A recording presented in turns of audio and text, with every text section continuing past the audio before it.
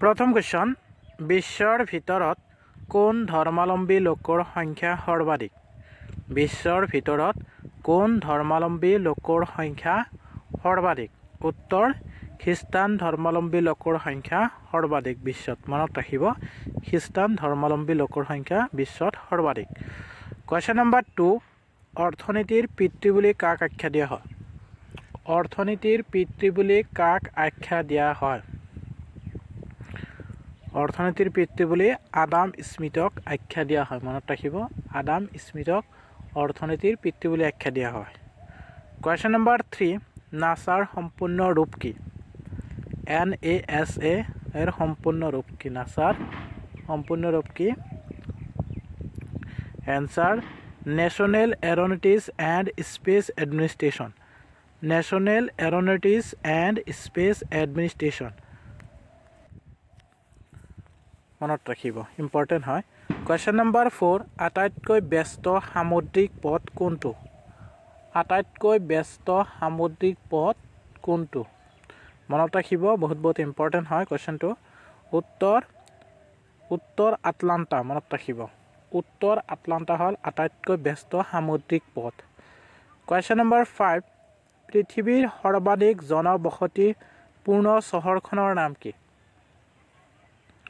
পৃথিৱীৰ সৰ্বাধিক জনবসতি পূৰ্ণ চহৰখনৰ নাম হল টকিঅ চহৰ মনত ৰাখিব টকিঅ চহৰ হল পৃথিৱীৰ সৰ্বাধিক জনবসতি পূৰ্ণ চহৰ এটা শেয়ার করে দিব ভিডিওটো আর পেজটো যদি ফলো করা নাই অনুগ্রহ করে ফলো করে লব কোয়েশ্চন নাম্বার 6 পঞ্চশীল নীতির উদ্ভাবক কোন আছিল উত্তর গৌতম বুদ্ধ পঞ্চশীল নীতির উদ্ভাবক গৌতম বুদ্ধ মনত রাখিব কোয়েশ্চন নাম্বার 7 আধুনিক ঔষধৰ পিতৃ বুলি কাক কোৱা হয়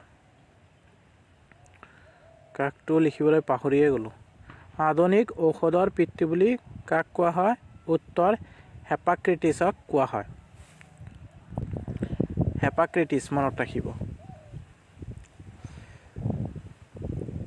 কোৱেশ্চন নম্বৰ 8 বিশ্বৰ সৰ্বপ্ৰথম ছাতিৰ ব্যৱহাৰ কোনখন দেশে কৰিছিল বিশ্বৰ সৰ্বপ্ৰথম ছাতিৰ ব্যৱহাৰ কোনখন দেশে কৰিছিল উত্তৰ চীন দেশে কৰিছিল মনত ৰাখিব চীন দেশে প্ৰথমে ছাতিৰ ব্যৱহাৰ কৰিছিল কোৱেশ্চন নম্বৰ 9 পৃথিৱী বিখ্যাত ডিস্কাস দলিওয়া খেলুৱৈৰ মূৰ্তিটো কোনজন প্ৰখ্যাত ভাস্কৰ্য শিল্পীৰ আছিল উত্তৰ প্ৰাচীন গ্ৰীচ দেশৰ মাইৰনৰ মনত ৰাখিব প্ৰাচীন গ্ৰীচ দেশৰ মাইৰনৰ কোৱেশ্চন নম্বৰ 10 বিশ্বৰ সৰ্বাধিক সংখ্যক লোকে কোৱা ভাষাটো কি বিশ্বৰ সৰ্বাধিক সংখ্যক লোকে কোৱা ভাষাটো কি উত্তৰ মান্ডাৰিন মনত ৰাখিব মান্ডাৰিন বিশ্বৰ সৰ্বাধিক সংখ্যক লোকে কোৱা ভাষা কোৱেশ্চন নম্বৰ 11 মাউণ্ট এভাৰেষ্টত আৰোহণ কৰা প্ৰথম মহিলা গৰাকী কোন মাউণ্ট এভাৰেষ্টত আৰোহণ কৰা প্ৰথম মহিলা গৰাকী কোন উত্তৰ জুনকো টাৱে মনত ৰাখিব জুনকো টাৱে মাউণ্ট এভাৰেষ্টত আৰোহণ কৰা প্ৰথম মহিলা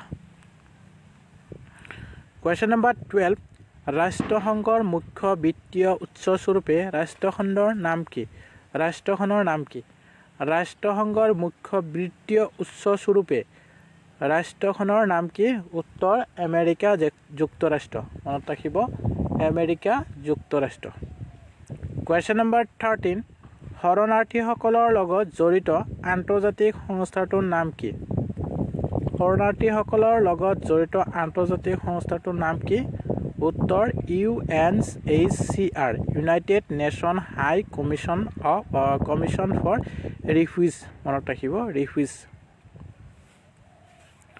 কোৱেশ্চন নম্বৰ 14 ৰাষ্ট্ৰসংঘ কোন চনত জন্ম হয় ৰাষ্ট্ৰসংঘ জন্ম হয় 1945 চনত মনত ৰাখিব ৰাষ্ট্ৰসংঘ 1945 চনত জন্ম হয়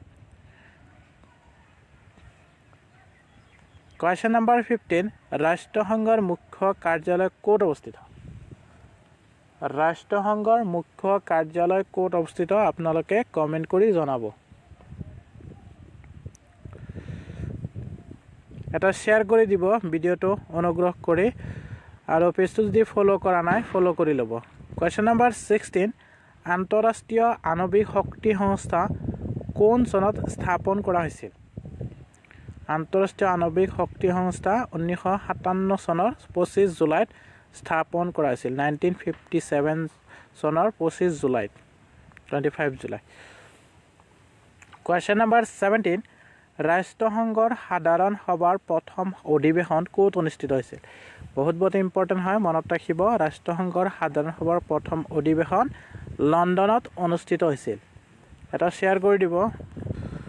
কুৱেশ্যন নম্বৰ 18 কোন চনত G15 গঠিত হৈছিল? কোন চনত G15 গঠিত হৈছিল? উত্তৰ 1989 চনত G15 গঠিত হৈছিল। 1989 চনত মনত ৰাখিব G15 গঠিত হৈছিল। কুৱেশ্যন নম্বৰ 19 তেল ৰপ্তানি কৰা দেশবোৰ এটা বাণিজ্যিক সংস্থা গঠন কৰিছে, সংস্থাটোৰ নাম কি? মনত ৰাখিব, ইম্পৰ্টেণ্ট হয়, কুৱেশ্যনটো বহুত ইম্পৰ্টেণ্ট হয়, আহিব পাৰে।